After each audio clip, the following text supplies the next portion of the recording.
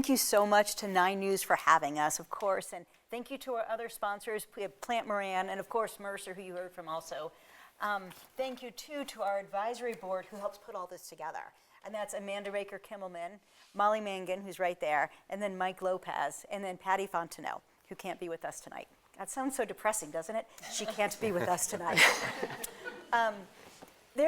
There's been a lot of talk about AI and how to use AI. And what's interesting to me is I have one of my many useless degrees. I've got quite a few. One of my many useless degrees is in classical languages. And I remember when I was, we had to translate Latin into English. And my professor went on and on about how we shouldn't even be doing that. And he was saying because the truest knows that Latin wasn't even supposed to be written. Mm-hmm. Socrates actually was against the alphabet and against writing things down. Any idea of what he said, what his reasons were of why he didn't want things written down? Any guesses? You wouldn't memorize it. Go say that again, Rob? You wouldn't memorize it. Yeah, it's memorization. It's not knowledge, it's just memorization. You're not going to be wise. Unless you're Robin and you're just totally wise. Any other ideas about what he said? And by the way, we only know this because his student Plato wrote it down. Yep. Otherwise, because Socrates refused to write. It's kind of silly. He also said that there wouldn't be a connection, that once something is written down, the human connection would be gone. And then he said some other things that correspond to AI, but honestly, I can't remember what they are right now. And I don't want to pretend and just pull it out of the air. But if you think about what's been going on since the beginning of time, there's always been pushback to anything that's disruptive. And fast forward to today, these are things we hear about AI, and you can look at, there's trainings and articles on how to implement AI. But there's not much said about what leadership skills are needed for this. And that's what we're here to talk about today. So the panelists that we have 4 amazing panelists. The panelists that we have, they know all this. They've done it. Let's start off with Belinda Oakley. And it's so funny because Denver's a small town. And Belinda and I worked together probably about 15 years ago. Yeah. It was crazy. And when one of the advisory board members recommended Belinda, I'm like, oh my God, I know that name. And so I reached out to Belinda, and she immediately reached back and I would love to join. And so Belinda right now, she is the CEO of Sodexo Live. So if you've eaten at any of the venues in town, or actually not just in Colorado, but Canada and all over the US, right? And Europe. Europe. Yep. And Europe, then you've had some of Belinda's fare. And if you like it, tell her. If you don't like it, don't tell me. Yeah, exactly.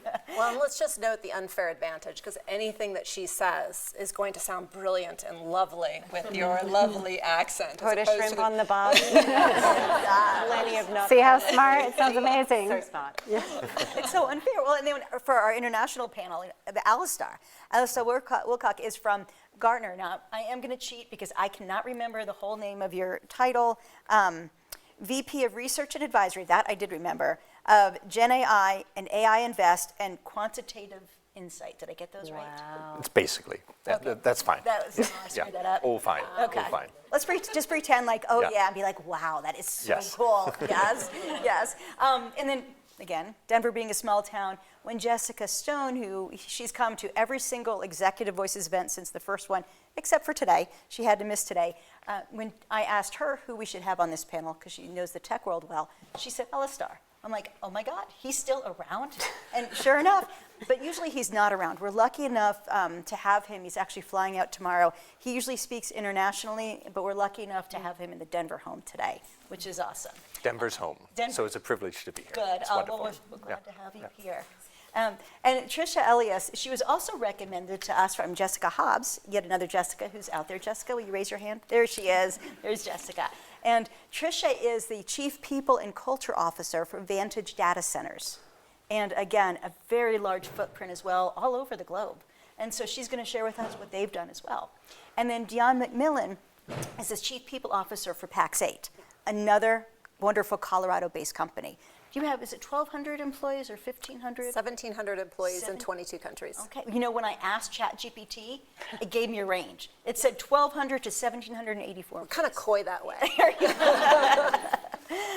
And so that's what we're going to talk about today. We're going to talk about how to lead through this AI revolution. So the first question, and I'm going to look at my notes here because Tricia is the one where is actually going to take this one first. And this is about how has your company implemented AI, and have they? And what roadblocks have you run into, and what's been successful? Thanks, Hannah. A lot. And thank you for all the work you've put into this panel. The reason I got picked to respond first is because there's extreme irony in my response. Vantage, as a data center company, we build the infrastructure that powers the AI that you're using. And we really have not adopted it very much at all. So there's been even starting to do a pilot of certain AI features or software or platforms has encountered resistance from legal. It has encountered resistance from people who are just too busy to recognize the full potential and the miracle that it can be for productivity. And it's been an interesting dichotomy and juxtaposition with the fact that we are powering, we talk about this every day. Our clients include companies that build AI platforms, and here we are. So one of the great things about the panel is that we all have varying degrees of implementation, and I'm excited to hear what you guys have next. Appreciate that. And Deon, you're actually on the opposite end of the spectrum. aren't you? Opposite end of the spectrum. At PAX 8, AI adoption is not an experiment. Like, we have systematized it. We actually have data showing that over 90% of our workforce is AI enabled in some capacity on a regular and ongoing basis. So we kind of compare it to once you got introduced to the calculator, like you couldn't stop using it and it never went away. That is what it's like within our organization. When I think about the reasons why, obviously we are an AI-enabled technology organization. I have one of the CEOs that is literally talking about it incessantly, right? Writing white papers. We're very forward on all aspects of it. And it's funny, the things that get in the way are when I talk to my counterparts outside of my industry of technology. What gets in the way is sometimes the really silly things. Stigma. That whisper of, I wonder if they had AI help her write that, right? Like it is cheating. It's not. That mindset is obsolete. It is absolutely not cheating. What matters is not that AI helped you craft something or come up with a solution. That's not what matters. It's whether the work is sharper, it's faster, and you've removed the noise, and you've had the ability to get the work done. Right? And that's kind of the human side of things. So I'm always just really interested by that kind of stigma, because we're really trying to break that down in all facets.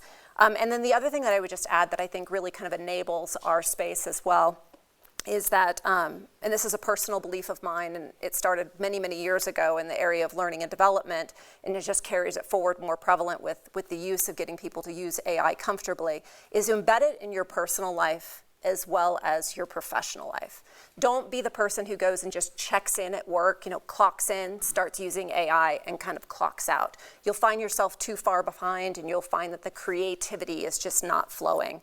I ask my teams to use it at home for meal planning. I ask them to think of that beautiful birthday toast and how it might be just more powerful with how they did it, how to redesign your garden. I don't care. Use it. Right? Get out there and figure out how to make it part of your personal rhythm as well as, because then it will show up much more naturally in your professional rhythm. And if you're looking at how to use it in your personal rhythm, a friend just turned me on to using ChatGPT, and Jess, you know this one, using ChatGPT to roast your LinkedIn profile. If you want a good laugh, upload your LinkedIn profile and then tell them what you do, and then you will be surprised at what it comes up with. And then do us a favor and post it on LinkedIn so we can all laugh with you. Well, Deon, what have you done to help destigmatize it in PAX 8? Well, like I said, I think it's about having personal conversations and getting people to have curiosity about it. The use of AI, if you find yourself using it like a slightly glorified Google search, you're missing it. You're missing it completely. I'm going to be really provocative here. I named my ChatGPT Quill. Quill and I have conversations on a daily basis. Like, I am not bashful about it, right? I build profiles and projects in Quill. And we have full out conversations and even debates, and I sometimes get a little spicy with it, like, I don't like that answer. It feels too AI generated to me. That is how you demystify and destigmatize the use of it. And then you really start also just getting really clear around roles and responsibilities. In an organization such as ours, we've got kind of 3 levels of AI utilization. You've got someone who comes in, might be able to know how to interact and do with it within their role. And then you have people that can actually apply it in the business and be able to improve work processes and systems. And then you actually have people that write for AI. That third is a bit more of a niche. You're going to very rarely come across that as probably a need in your organization. But those first 2 really should start being much more commonplace. Where once you used to say, as I hired someone, they just have to have a basic understanding of Excel. AI is the replacement of that word, Excel. They need to have a basic understanding for AI. So I love the comment earlier, right? We won't replace you with AI, we'll replace you with someone who uses that. Pay attention to that statement. It's real. It's real and it's coming for you. So I just share that because I don't know how to be more in your face with it. Like, if you're not using it now, please go build a garden when you leave here. Like, go do something. Just start to bring that comfort. Hey, thank you. Yeah, that's awesome. Belinda, do you have anything to add? We had a little fun with this question just when we were kind of meeting each other for the first time, because it was funny. I heard that statement of, we're not going to replace you with AI, but we'll replace you with someone who uses AI. And I thought, what a provocative statement, but how bloody hard is that to hear? You know, as a CEO, I'm extremely conscious of how do we make space for this, the fear that lies behind a lot of these conversations for our employees, because if it becomes a eat or be eaten conversation, I worry that we end up more in this either or. You're an AI user or you're human-centric, and there's a side, pick a side. We see this everywhere in the world right now. Everyone wants a side, and I think the leadership imperative is to find the and. And it was funny because I loved when we were talking about the example of the stigma around, do you think they used AI? I was like, oh my, I have such an example of this, because I had recently been interviewing someone, and like most organizations, we have sort of scenario-based questions and things to sort of see how you work and presentation prep beforehand. And the difference for me in the candidate who clearly used AI, and I felt it, and the candidate who may have used AI, but I didn't feel it. I just felt like they were the smartest person in the room. That to me that is the most important frame of reference for me in hiring decisions right now. Is I don't want the easy button, wow, this makes my life easier. Let me confirm all my biases through the Reddit reference it has on what the answer to this is. I want thinkers and people who are going to critique AI, be my friend, and be collaborative with me in thinking through this, but I'm also going to second guess you. I'm going to give you a hard time. And so it's interesting because I really want to celebrate AI, but I heard someone recently talk about AI usage, but I heard someone recently talk about hallucitations, where you got the confirmation of the answer, and just be careful that you don't take that first, oh, I'm right, because gosh, that feels good, as the answer, because that is where really bad decisions get made. So I love the make sure you're using it, but I also really want to instill that make sure you're questioning it. And that I think is something that we're just not talking about enough in organizations. Yeah, that's true, because it could, especially if you make it your friend and it knows you and it starts to know your preferences, Yes. it'll want to keep your friend and it'll just reconfirm your biases unless you challenge it. So I think that's really great. Alastair, what about you from the Gartner perspective? Well, so I'll caveat this. I have a unique perspective in that I'm fortunate to talk to a lot of governments, big enterprises, all of this around the world every day. So I'll give you a few numbers maybe. And not to scare you, but just kind of level set with where are we at in this race, because it is a race. You vendors, and they're very much charging ahead, right? That is one race. You have a second race, and that is companies adopting. And this significantly, that is stretching further and further apart every single day. Of those adopting, which is currently 1 in 7 enterprises in the world is currently adopting AI. And when I say AI, not traditional AI, but more what we're talking about here, which is the generative, and you hear words like agentic. And for those on the edge, you hear general intelligence, but we're not there yet. So 1 in 7 is adopting it. Of those, though, 83% of what they're doing is just knowledge access work. It's just, I typed it with, I learned how to talk with data for the first time, right? I learned how to actually, type, and it produced something for me, which is remarkable, right? In 2024, the world suddenly realized that we could talk with data. Technology has been around for the better part of 5-6 years, but we finally realized that. It was the ChatGPT opening and evolution. But just appreciate that where we are now, we're moving rapidly beyond that. We are moving into agent architectures and moving to that. We are walking into a world now where, to the panel's point here, this isn't about, should you use it to generate a draft of something? You're already behind if you're thinking about that, right? This is about taking actual workflows in your business and using agents to deliver them. We're at a major crossroads here, and we believe by midpoint of next year, 15% of the world would have already adopted some form of agent capability. It is rapidly moving on this. So, I would just challenge everybody to really move and look at this, not from the lens of, this is fun, it created something neat for me, to, oh my goodness, I can now consume and get employees that I never thought I could get before. And those employees, by the way, aren't humans. Mm-hmm. Well, that's kind of scary. I mean, in a good way, in right? A good way. In a good way, it's scary. So if all this is happening, what are the leadership skills that are needed for this to actually be implemented? Does anybody want to take that one? Well, I'll just jump in real quick, coming off of what you were saying, Alastair. As humans, one of the things that we always seem to struggle with, and organizationally as well, is that we always seem to struggle to perceive a change in the rate of change, right? We think from our past experience, the internet happened, and it took us maybe 20 years to get really good at it. And so it's a linear change, and we'll have another 20 years to figure out AI. And to your point about already being behind, the rate of change here is exponential, or it's logarithmic, or it's something that's much different from what we've experienced before. And sort of the imperative to catch up is something that I see is an important part of every sort of corporate culture or conversation that you have at work and at home if you're designing your garden. And I think structurally too, when we think about change and we think about change management, we used to think about it as a start, and then the change happens, and then it ends, and then you have this time where you're just waiting around, and then there's another change, and you can plan for that.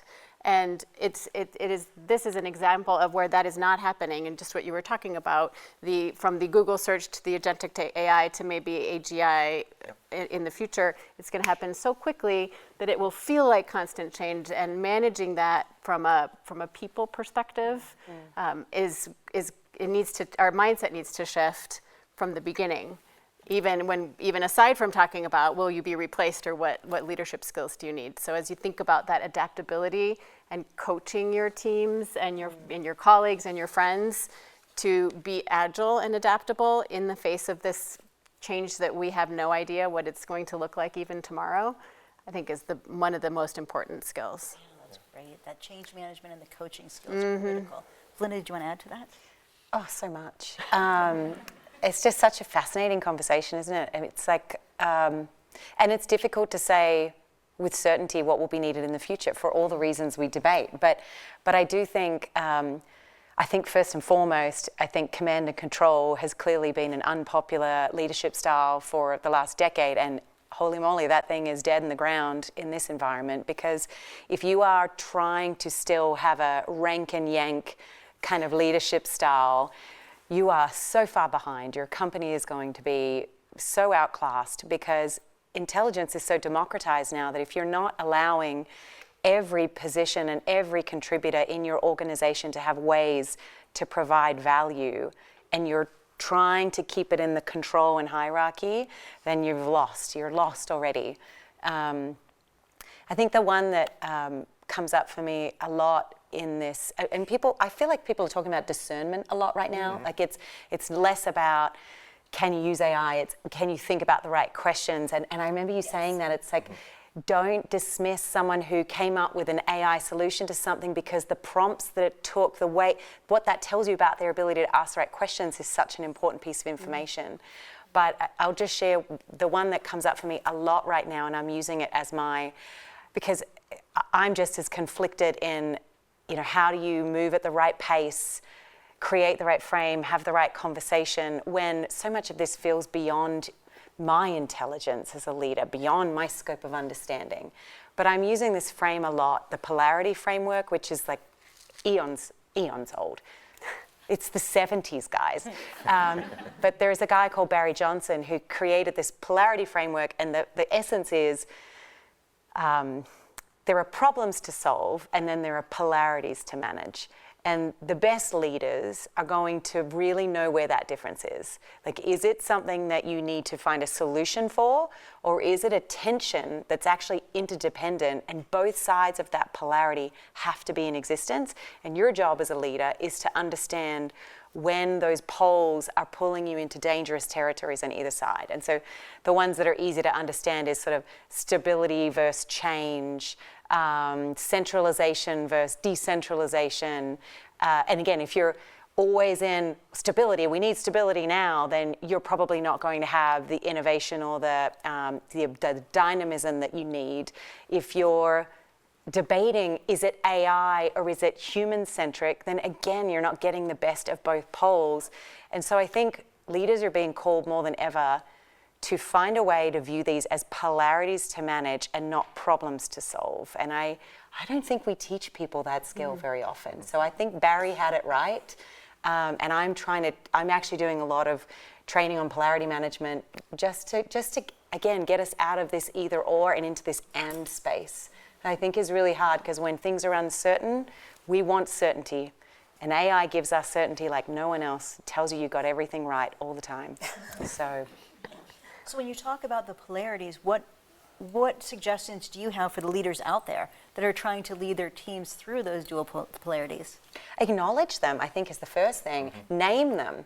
It's really amazing how, if you can, especially when you see these sort of territorial debates, even in any culture and dynamics, if you can just get people to say, is this a problem to solve, or is there a polarity? Can anyone think of what are the two forces here that we've got going on? It's a weird thing that happens. It takes people out of this very amygdala hijack, physical fight or flight response into a, let's look at this. And that's what we need to be teaching people right now, I think, is more than ever, is how could you critically look at information?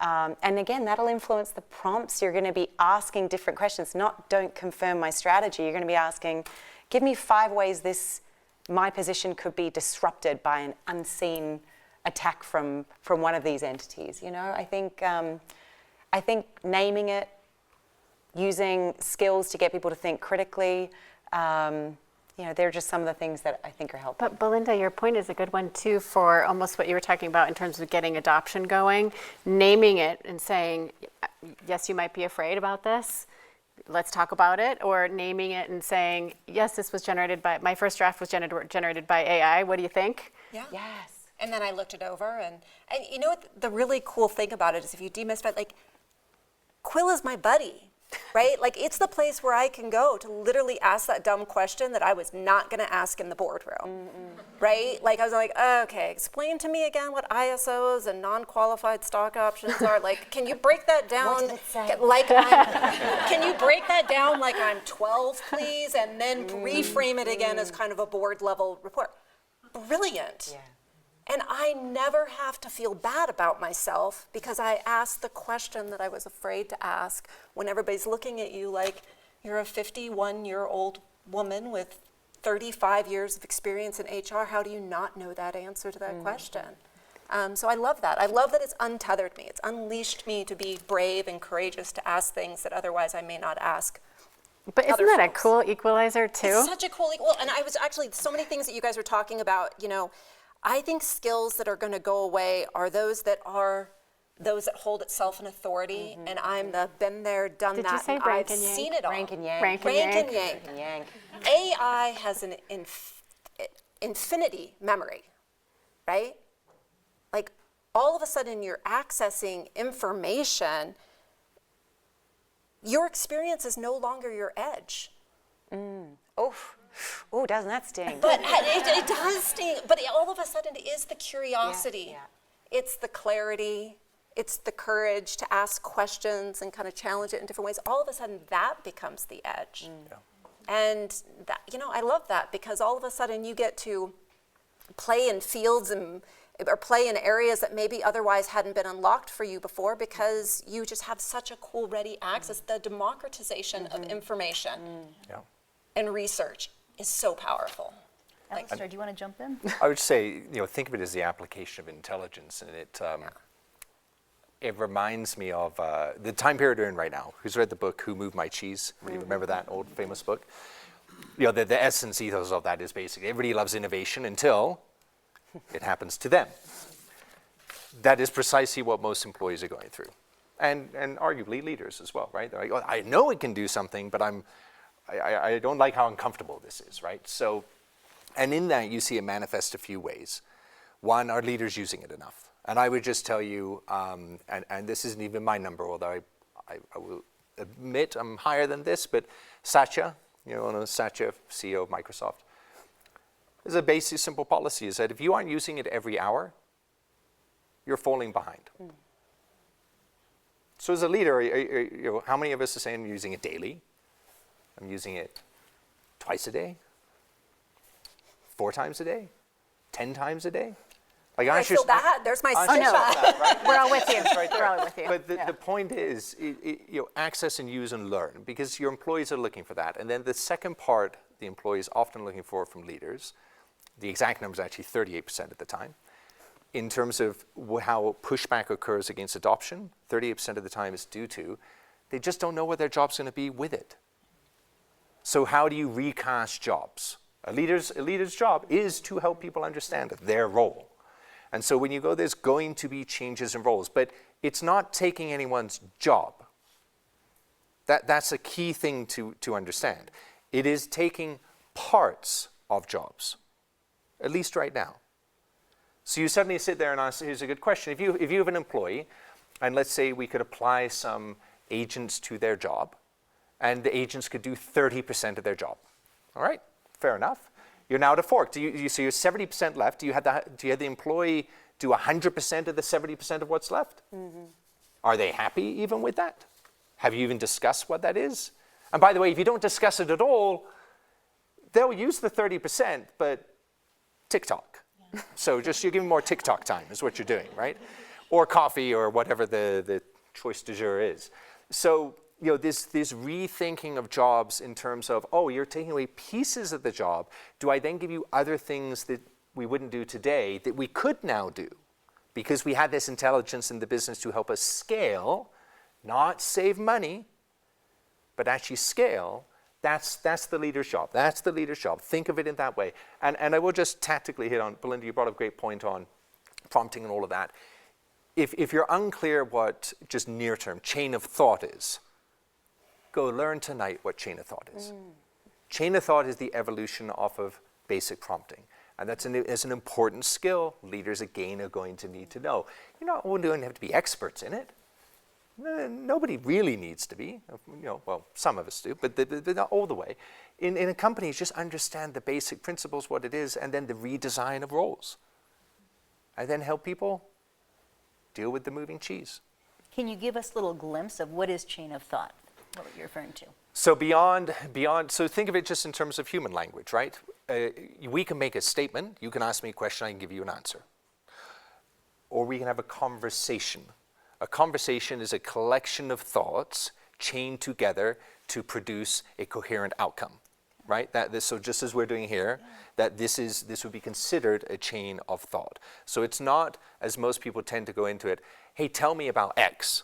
It is actually much closer to what Deon's doing, moving through it in terms of a narrative-based system and a chain. Now, that moves beyond just the question into a chain of thought relative to a process, a workflow, tasks that need to be completed.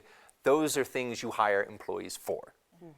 What are those and how do they chain together in a sequential thought process? And then you build around that. Makes sense. Yep. Good. I feel like it's important to just come back to your first answer for a second, which is, I think it's hard not to hear some of this conversation if I stand outside of it and say, oh my gosh, we need to be doing more, we need to be leveraging it more. But most organizations, and again, I may run a $1 billion business, but I'm still in an organization, a large organization, that knows they need it, wants it, and is deathly afraid of it.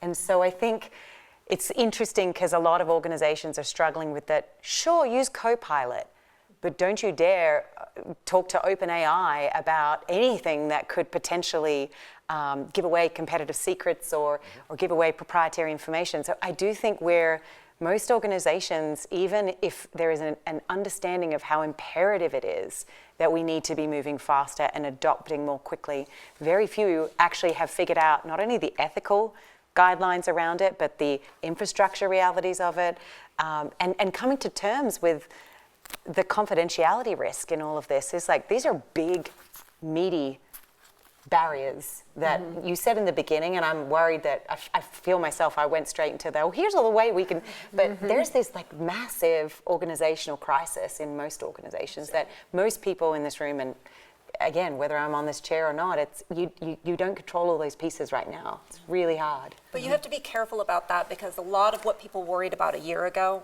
have already been addressed. Absolutely. And we sit back in that place a year ago saying, oh my gosh, I can't engage, with Copilot because I'm afraid where my data is going to go. And they've already lapped that 3 times, where you actually do have good protection, you do have good governance. So you do need to keep coming back around with your organizations. Don't allow that first answer, that first blocker, to be the one that sets you, that you don't finally look at it till 3 years later. Exactly. Tricia, you brought up a great point on this. Just to, again, give a perspective for everybody. You're talking about the rate and pace of change. Your typical change cycle, whether the industrial revolution, things like that, they're roughly about 40 years. That's typically what they run. Which is great, because for most of us, we work our career. You get towards the end of the career, and what do we all do? I don't like how the young whippersnappers are doing it. This is completely dumb. I can't wait till retirement. You're just cranky for the last 5 years because it's all changing, but who cares? You're on the way out, right? That's work. That's how we've done it, right? So this change cycle is at 7 years and compressing. So you people that are used to, well, I can actually kind of ride this out, or I can go in 7 years and less. You're talking something on scale with an industrial revolution. That is any leader. It's one of the most taxing situations ever. It's also one of the most beautiful opportunities ever, but it's incredibly taxing when you consider that. So I think, Deon's, you're bang on. It's the constant revisiting. It's not, we did it once a year. It's not, we do it in our quarterly planning sessions.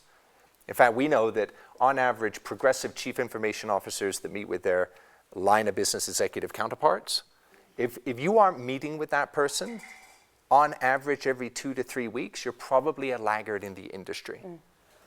Just think about that, right? And usually that's a quarterly planning type thing. That's like Stone Age in this race. So, there's a lot of just inertia here of that. And I will agree, a lot of risk that comes with it. So. Well, because AI, it excites people, but also scares the hell out of them. So what should leaders do to help, build that trust and build that engagement in a safe way? Use it. Okay. So we hear use it. Yeah. And Deon pushes them to use it too. Do you guys have any other ideas? I'll go back to something that you touched on before, is naming it, and being open with, it's not cheating. This is my first draft. It was generated by AI. I started this off with. And hey, by the way, your smart prompts and your content setting and everything that's brilliant in your head is what created the first draft by AI. Yes. Yes. Exactly. And I think when we think back to the topic of change, right? When we acknowledge it, when we work together at it, and then when we try to shift the mindset, not only on the polarities, which is a terrific point, but in terms of excitement versus fear, the opportunities that will open up for you to get on TikTok or have coffee or maybe do something more interesting with your life, as opposed to the fear of the change. The mindset shift is where I would go with that. Yeah, and I'll just one more plug for polarity, and then I have another point. But just again, the quick notes on how you do a polarity map is it's literally like a plus and a minus, and you're choosing what are the best parts that come from this, and what are the risks. And I think again, when you do that plus minus, almost like a pros cons list between human leadership and AI enabled leadership, that really helps people see all the benefits that needs to be capitalized, that we'd be crazy to not be capitalizing. But I also think there's something in the framing of the question to people.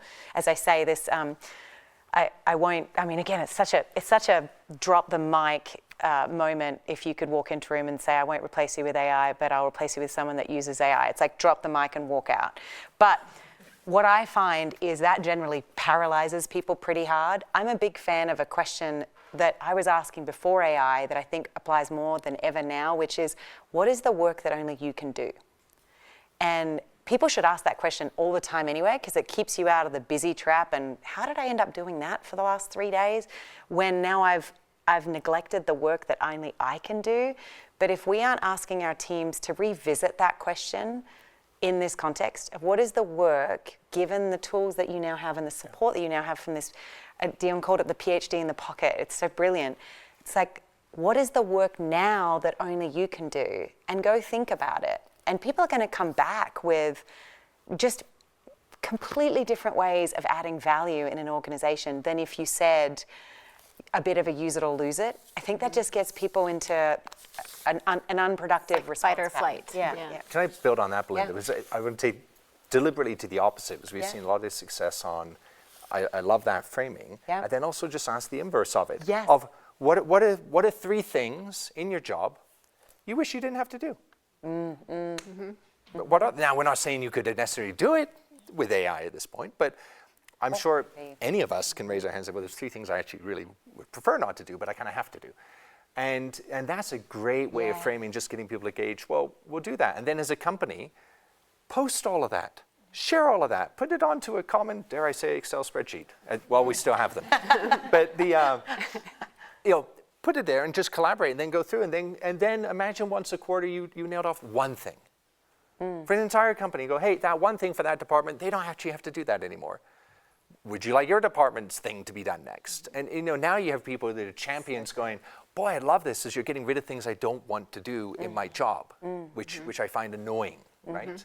And I think it's a great way to build up momentum in that, but also you can tackle some fairly simple things. Because this does get reasonably complex fairly quickly. I mean, for all of you out there, how many of you have had the mandate from senior leadership, we must implement AI, and you must do it now? Anybody? Okay.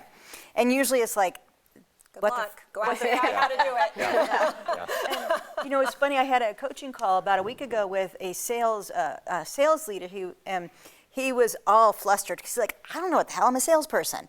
And so what I suggested he did with the team, and it was great, and the team was all freaking out, as you can imagine. He actually brought the team together. It was a virtual team. He brought them all together on a whiteboard. All they did was simply map out the sales cycle. It didn't threaten them at all. They mapped out the sales cycle. And then he said, I want you now to think about what are the tasks that you don't like doing? Very similar to that. And it was a digital whiteboard, so they made it a different color. And then he tasked them with, okay, now I want each of you to go out there and figure out, if you don't like doing this, how can AI do it for you? Yeah. And he said it was just absolutely amazing. And it regenerated the whole discussion.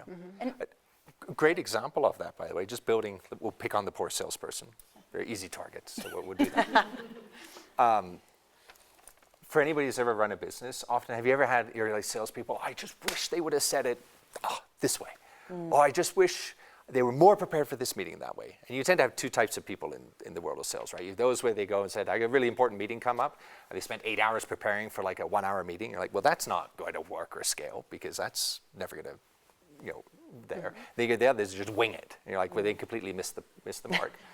So you kind of go, well, in between that, to your point, what a great sales leader could do right now, you can go use agentic capabilities already, have a look at your CRM system, coordinate with the calendaring system, understand where the stage is, what the conversations were, and simply send an email to the rep's inbox. You time it, say I want it 30 minutes before that meeting, to tell them, here's who you're meeting with, here's the recap from the last thing, here's what you should be discussing relative to our products or services today. And by the way, here's what the recommended actions are. Have a good meeting. Hey, think about that. You're improving the quality of a conversation. And for most humans, our jobs are actually about good conversations. They may happen digitally, they may happen virtually, they may happen electronically, they may happen in person. But humans are largely based off a linguistic system. So simple things like that, that's not advanced AI. It's just understanding, to your point, a workflow and going, oh yeah, we could put that together and we'll solve a great problem for that. And dare I say, we're putting on salespeople, but how many conversations do we all go into? We're going, boy, I just wish I knew a little bit more before I walked in this room tonight about XYZ person, right? But let's just take it even a little bit further, because then if you know yourself and you know the best way that you consume information, why not take that information a little bit further? If I'm the type of person, I just want bullet points, I want it scrappy, dirty, give it to me in bullet point form, I want to know exactly what I said the last time the customers were talked to, so I'd actually like you to tell me a story. Mm-hmm. I'd like you to tell me a story about this person's relationship with our organization as a customer, because I take that in so much more effectively than I do bullet form. Right? Think about your own learning. Mm-hmm. Serve yourself, because it's not about just taking a single form. That's the beauty of it. It's not just about taking it the way that ChatGPT wants to give it to you. You can actually teach them how you want them to talk to you. Mm-hmm. The tone. Is it a story? Is it a bullet format? Like, it's so cool.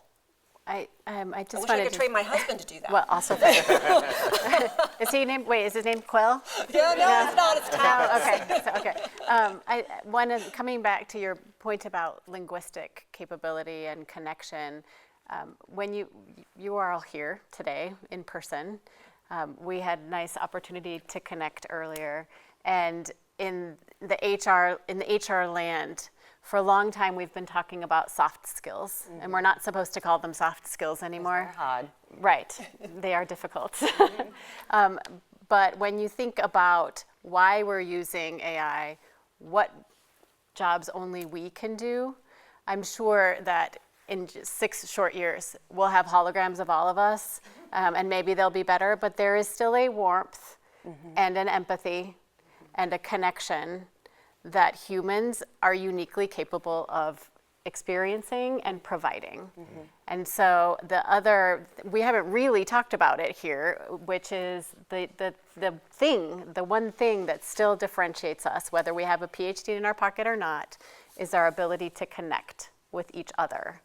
And so when you're thinking of the soft skills and helping your people develop empathy, especially my kids included, those who have grown up glued to a screen, and enabling them to have hard conversations when the PhD isn't in front of them, that is also a next level or next frontier or resurgence of the same frontier that we've been struggling with for decades. Can I share a story about that? Because so I love studying in the space of AI. I've taken up studying industry and spaces that are highly regulated, overly rigid with compliance. They start more with no than they do yes. And so healthcare industry is a natural one that they were like, ooh, AI, like how do you deal with all of that going on? And I was reading this story around, it's a people story. The hospital rolled out AI to help with triage of emergency room patients, okay?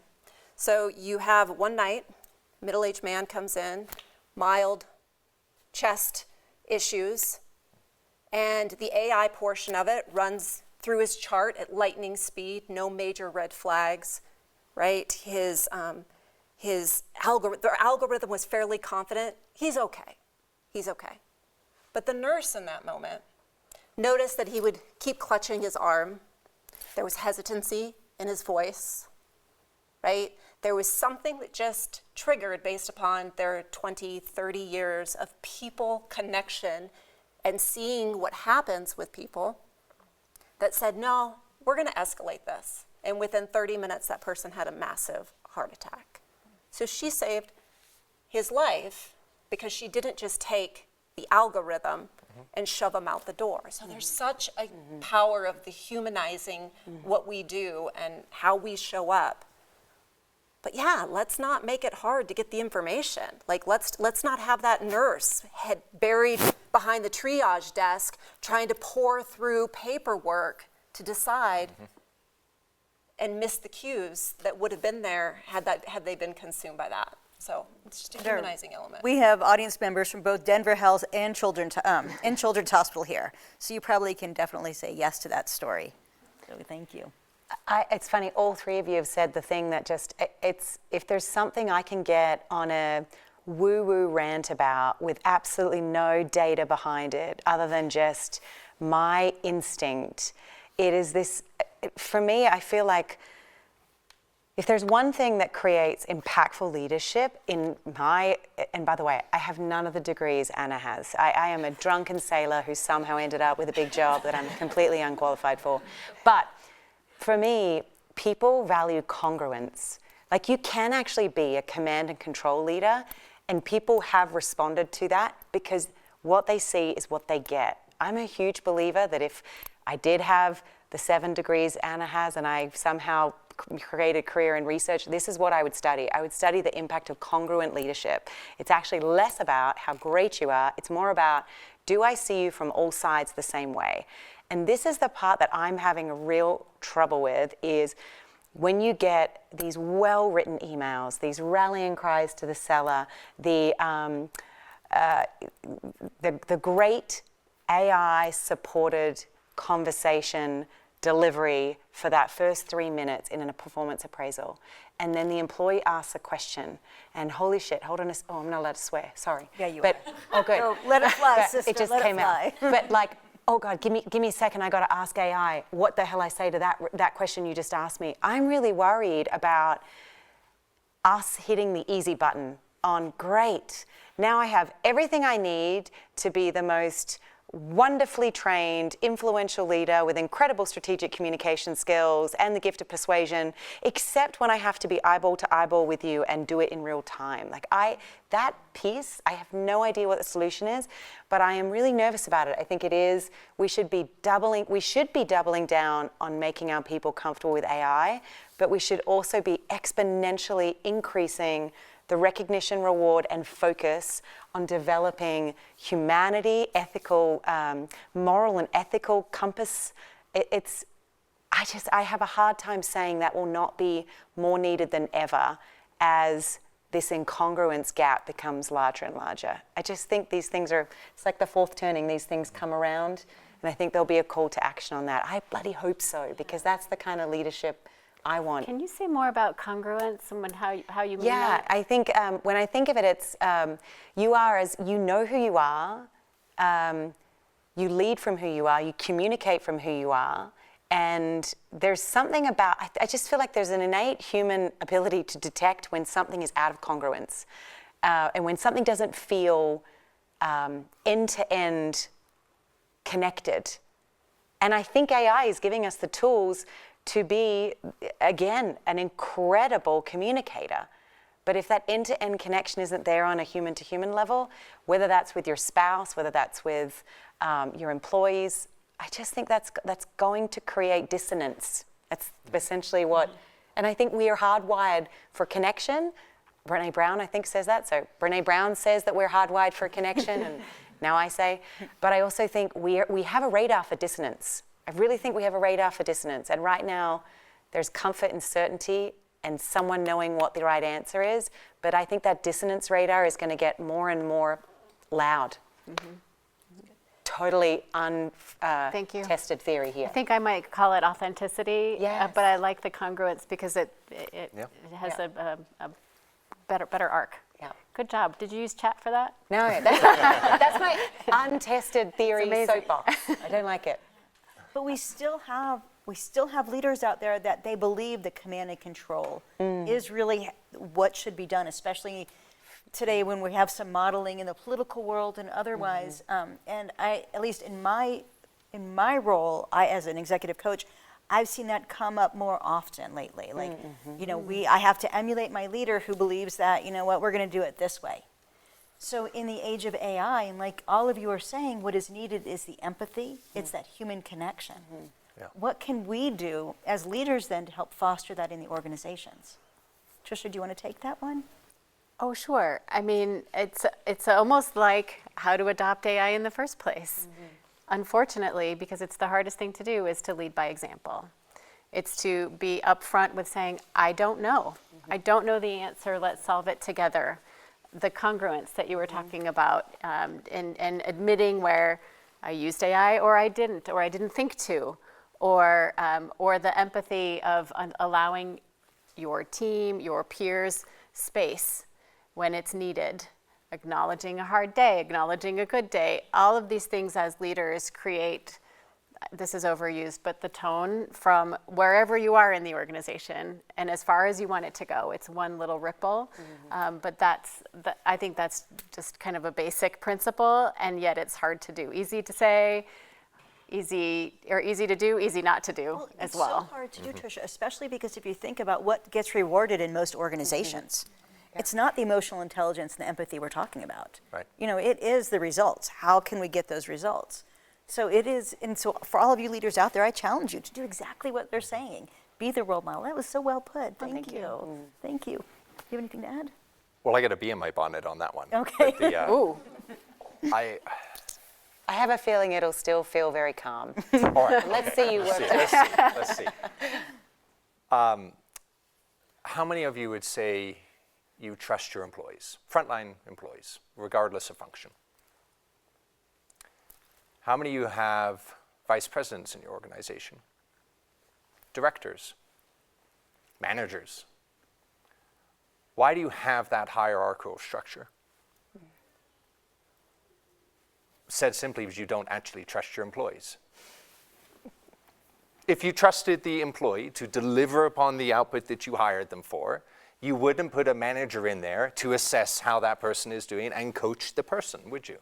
You wouldn't put a director in to roll up information associated with a bunch of managers who reports to a vice president who scrubs that data to eventually tell you something that you need to know.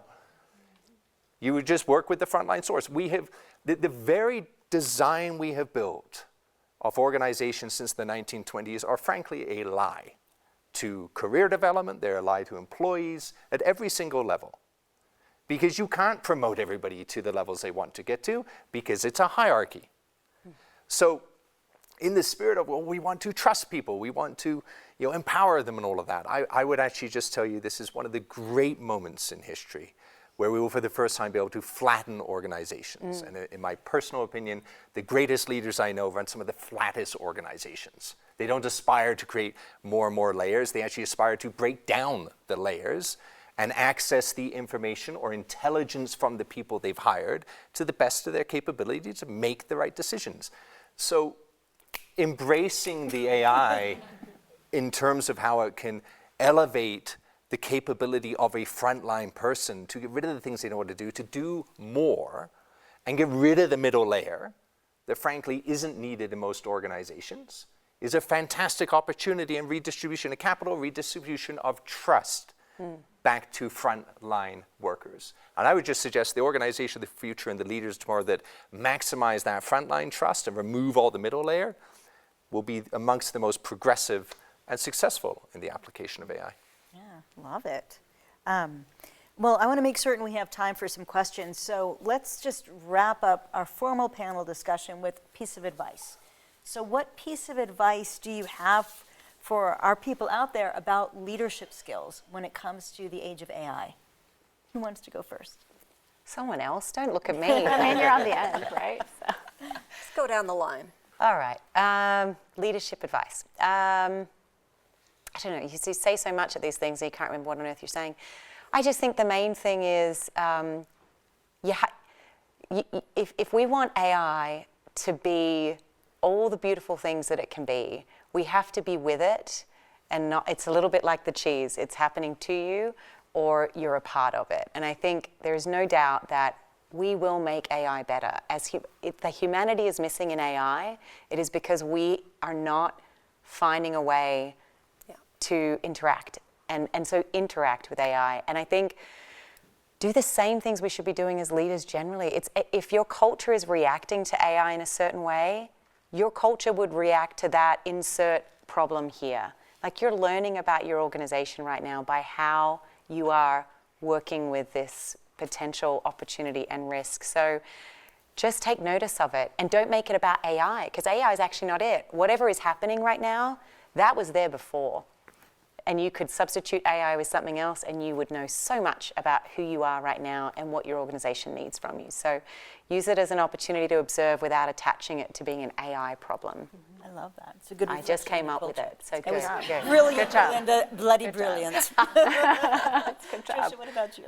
So I think I'll go back to the mindset shift in a couple of different ways. To key off of what you just said, it triggered a thought, which is if we're not sitting here doing a panel on the internet or on email, right? Or on how we can use our Palm Pilots to keep track of our calendar. Yes, I just dated myself, right? Because Great back in the day. I mean, The first right? pilot I was loved pretty my good. first Black So as you think about the mindset, AI shouldn't be a thing unto itself. It is just part of the fabric of how we operate and how our day-to-day lives go. And that mindset shift to approach AI just as part of our day and not a separate thing will help with the overall mindset shift of it's an opportunity for innovation, not something to fear or to push off to the side until we can wait it out for the next 40 years. Love that, Tricia. Thank you. Yeah, I'm going to double down on the don't just sit and wait for it to pass. I'm going to double down on that. If you don't lean in, you'll be managing the decline of your relevance. To be quite honest, I don't mean to be the sharpshooter on this one, but if you do lean in, you will be part of architecting where intelligence can go and really being able to unlock what people can do different literally tomorrow than what they were doing yesterday. That's how much it can shift you. So I just don't want that for anyone. I don't want you to be managing your irrelevance. So get out and make a garden, for God's sakes. Love it, Deon. Thank you. I feel like it's a good mic drop moment, but Yeah. attempt to follow. Building on it, it's intelligence, it's not technology. Yeah. That's what we're building. We're not building technology, we're building intelligence. We're not spending $1 billion a day, which is what's being spent in the AI race, just to have better tech. We're doing it to build better intelligence. It's imperative that every leader sits there and redesigns roles by assessing workflows to understand how you can then apply intelligence. And don't think that new intelligence is necessarily what you think it is. And I'll give you a really simple kind of AI example of that. If it rained here, which it seldom does, and let's say we're outside and there were 2 puddles on the ground, and I asked you how many puddles are there? You'd probably say 2 puddles. I would say 2 puddles. Now, same 2 puddles conjoin. They touch. And we ask an AI system, how many puddles are there? And I ask you how many puddles are there. You're like, well, it's probably 1 puddle now, as they've conjoined, right? But the AI system might sometimes say, well, it's actually still closer to 2 than it is 1. And you're like, stupid things, it's wrong. It's wrong. Is it? The mass is there, the volume's there, the density's there, all the other characteristics apart from the visual cue would be more like 2 than it is 1. AI is not limited to the lexicon of human language. It is a new language. It is a new form of intelligence. And how that gets applied is unique, and each one of us has to start to think about that in terms of roles and changes in roles. And that's a really profound thing for people to wrap their heads around, because you're used to buying, isn't it Copilot and ChatGPT? Isn't that what I need? No. That was in 2024. We're very close to 2026 with full agentic systems that will perceive, prescribe, and act autonomously in organizations. You will have quite literally, and I'll just give you a couple examples to prove this to for our healthcare folks in here. If you work with Johnson & Johnson MedTech, firms like this are already infusing it into surgical devices, so agents will be live during the surgical theater. Your next surgery could be more delivered by an agentic agent than it would be a surgeon. Think about that. Next time you're going in to hopefully not get a valve replacement, but maybe you are, and something like that is occurring. Teachers in China that work in special education needs now use agents in real time in the school to form fill all of the paperwork so they can do more of what the panel said, spend time with the student. How many of us have kids in school where you go, boy, I just wish the teachers could spend more time instead of logging information and writing reports and sending follow-ups. Or in my case, occasionally my son, he did this in school. I'm like, oh, what did he do now? Give humans back the capacity, your employees back the capacity to do what they do best, work with other humans, not sit behind computer screens. The invention of Excel was probably the worst thing in email to make us all sit behind computer screens and think we're actually being good to humankind. We're not. This is the chance to get that back in every one of our companies. Ooh, that's the mic It's a good drop. mic drop. Yeah. Love it. Good job. So, Mike, would you mind, well, let's do some Q&A now. And Mike, we're going to do the high-tech lavalier. Would you mind giving a lavalier to whomever has a question? What questions do you have for any of, thank you so much, for any of our panelists?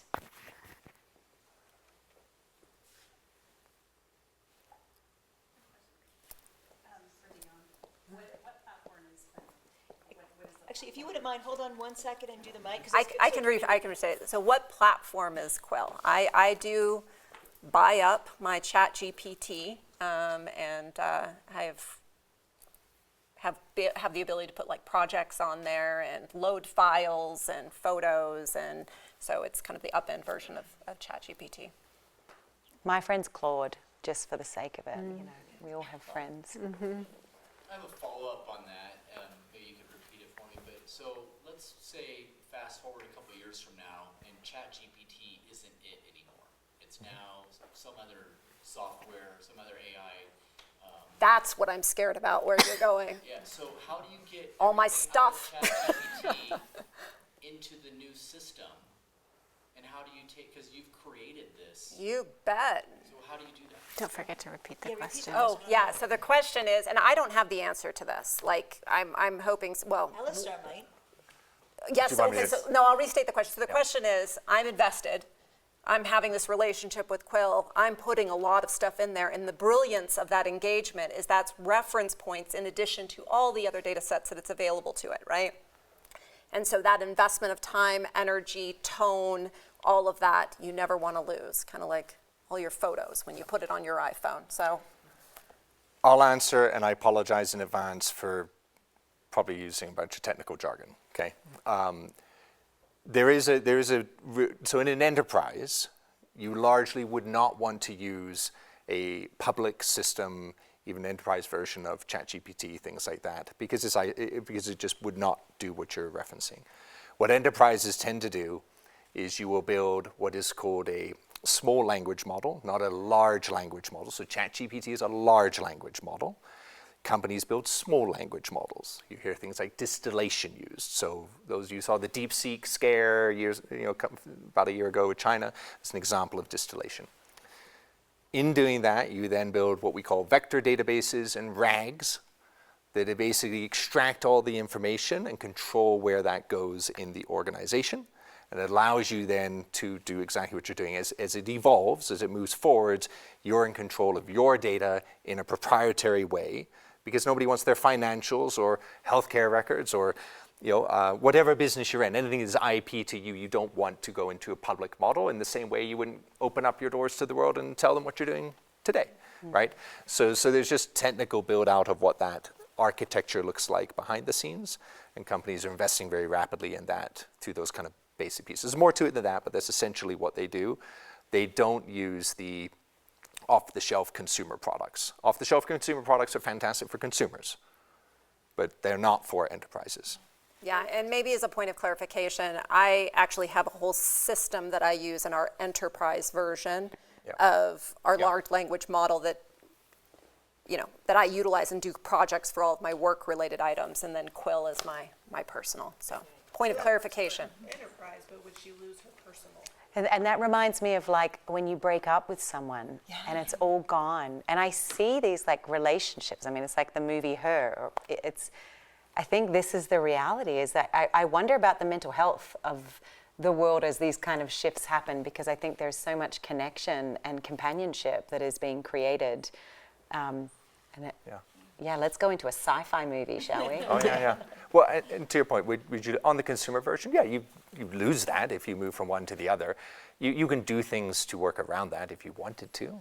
Most people probably isn't worth the lift to do it, but you could, if you want to geek out and do something fun on the forefront of tech right now.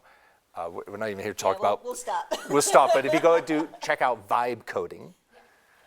Oh yeah, pretty cool, right? But yeah, I think also- So you could ask it and it will go extract that for you. When our AI friends start getting better at monetizing their platforms, they will find a way to not make it so sticky, right? Because right now it's sticky. If you have all of your stuff with Quill and to transfer to another platform, we're going to see the same thing we see now with mobile phones, right? Where it's much easier to swap from your Verizon phone with an iPhone to an AT&T phone with Google, because that stickiness will be eliminated with the monetization. Yeah. Great. What other questions? Oh, I'm going to be there. So on the topic of vibe coding, so I feel like a lot of people have, started getting, used to working with ChatGPT, chain of thoughts, those kind of things. And now people are starting to build their own tools and becoming a lot more well-versed with vibe coding. What are your advices to kind of help that type of governance? Because I feel like a whole new kind of area of, risks and possibilities have opened up with vibe coding. So just for everybody, I will do a quick definition of it just so we're all on the same page of it. Vibe coding, it's really caught traction about the last 90 days to 120 days, about a year old now, but it's really caught wind since then. It is the ability for you to use a natural language and just type in, hey, I'd like you to build a web page, and I'd like you to build an application interface for me. And by the way, here's my source of just a document I wrote. And it will codify and build the software for you and the user experience and the user layer, all through you just talking with it in the way that you naturally would. So you don't need to be a software engineer to produce digital outputs in that way. That's the basic premise of vibe coding. Yes, it is a tremendous governance issue on that side. We, as Gartner, our formal stance on that right now would be, you're going to need things like what we would call guardian agents above that. So you have a dynamic agent that's always assessing in and out. We don't mind people doing basic vibe coding in an instance, but it's going to be on a proprietary or closed loop system inside, say, Google. So an enterprise version of Google of what they would use for one of the product pieces there. But no general, no public access of those informations, because they're largely going to be ingesting information that is proprietary to a company. Right, so, and even, this sounds really tactical, and it is, but just basic warnings, like when users go to certain web pages and putting up a screenshot that says, you are about to use an AI product, our policies do not allow X, Y, Z.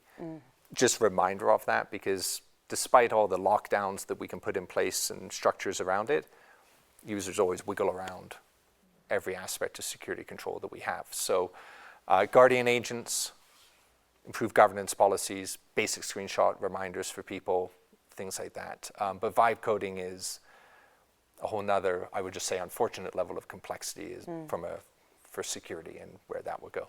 And the natural thing that happens is you just have to know that in your organization, whether you're embracing this or not, it is happening.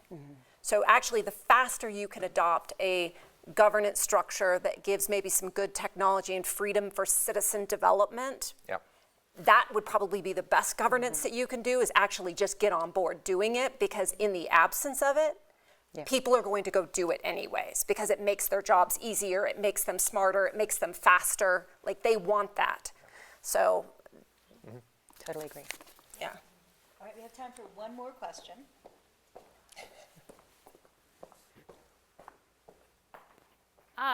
A lot of the questions that come up is how you build experience as companies start to look at jobs that are kind of lower level and replacing that with AI, and then building off of that. Have you been thinking about this as an organization and a bit of a challenge to the flat org? Because at some point the experience is what makes the innovation. But how are you thinking about that in terms of building the workforce of the future that will become the leaders of your organizations? That's a great point. I have a specific example that we have been discussing at my company because we're hiring a lot of people. And the sourcer function, which used to go out to LinkedIn and find all of you wonderful people and ask them if you wanted to come work at our company, is quickly being replaced for a couple of reasons. One is because the applicant pool is AI generated, and so the applicant sorting through the pool is moving to be AI managed. And so as we think about, I really like how you framed it, what is the unique thing that only a recruiter can do? And pipelining talent to skip that sourcer function and go directly to, it's almost like what you were talking about, right? It's not that we don't trust the front line, but that somebody had to do the thing. And now that we don't have to do the thing, the early career is just a level up.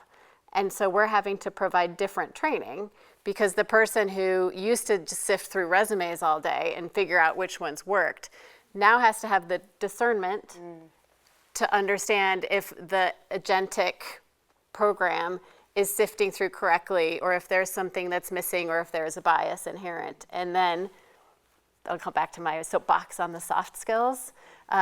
A lot of what we are seeing in the early careers individuals that we hire has to do with being able to interact, have hard conversations, exercise judgment and adaptability.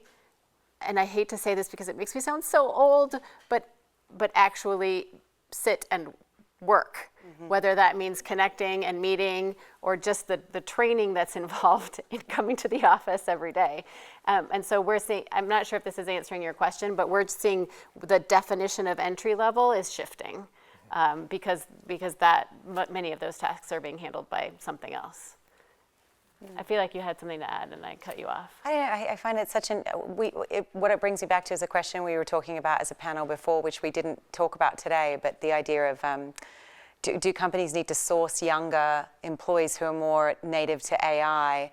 And I think I have two things are coming to mind. One, my first answer to that was absolutely not, because again, there's what did I hear someone say? AI right now is like the overly confident intern who has a lot of education and not much experience. And so I think you need this, it's again the paradox, you need this balance because of this, the challenge for, you have to have the experience and the exposure, but you also have the curiosity and sometimes the overt confidence to be using the information and questioning things and thinking about it. So I don't think there is, I'm not seeing, and again, maybe that's because I'm going to be managing my irrelevance soon, but I'm not seeing this big push to change the way I'm hiring. But I also think that's probably because, and I think I'll always need entry level, but I think it's also because when you talk about why do we have, and I'm such a believer, I just flattened my organization, so I loved that statement so much, but the idea of the only reason middle management exists is kind of because we don't trust. I know it's simple for the point of the soapbox, which I love, but there's so much more. I just think humans are still tribal. We like being a part of teams. I think a lot of my middle management is about communication. I have a very decentralized workforce, that's why I say that. So I just think, I think there's never gonna be an end to the need for new in career, entry level, experienced, slower adopters. All of these pieces are still going to have relevance, but I think the work just changes. I think what we have them doing changes. Perfect. Well, yes, thank you everybody for attending today. I'd like to thank the panel for all their valuable information that they shared today with us, and each of you for attending today as well. I think, it's interesting to hear a few things that, if you're not using AI every hour, you're falling behind, and that was kind of an interesting fact that I think you guys talked about today. Obviously the rate of change is very much drastic with AI, and having said that, I think it's something that we can't avoid, right? It's in our daily lives now to lean in on it, embrace the change, and embrace it both professionally and personally, right? So it's kind of interesting to hear the examples, how each of these people are using it and how they're doing it both personally and professionally. And just remember, you're not cheating with AI. That was another one that I did learn today too, so that was interesting to hear as well. So please feel free to stick around for a few more minutes. We have the studios until 6 here. I'd encourage you all to at least make a new connection today, and there's plenty of food and refreshments in the back. But yes, thanks for attending, and Have a great evening. Thank you.